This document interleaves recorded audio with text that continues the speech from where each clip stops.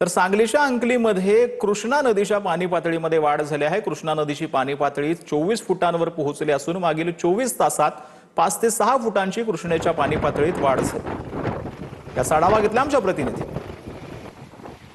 सांगलीत पावसाने विश्रांती जरी घेतली असेल तरी मागील 8 दिवसात जे मुसळधार सांगली जिल्ह्यात आणि कृष्णा नदीच्या पाणलोट क्षेत्रात चांदोली पाणलोट क्षेत्रात जो पाऊस पडला आहे त्यामुळे आपण पाहू शकता या ठिकाणी कृष्णा माईचं हे अकराळ रूप आहे।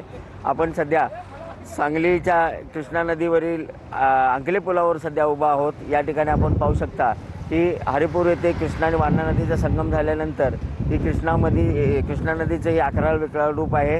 ही नदी अशीच वाहत कर्नाटकला जाऊन भेटते। चांदोली वारणा धरण क्षेत्र असेल किंवा कृष्णा पाणलोट क्षेत्र असेल, इथे सातत्याने पडत असलेल्या पावसामुळे या ठिकाणी कृष्णा नदीची पाण्याची पातळी झपाट्याने वाढत आहे आणि हे कृष्णा नदीचं अंकली पुलावरील हे अकराळ रूप आपण पाहू शकता। कॅमेरामन सुजित सोबत मी शंकरदेव कुळे, TV9 मराठी, सांगली।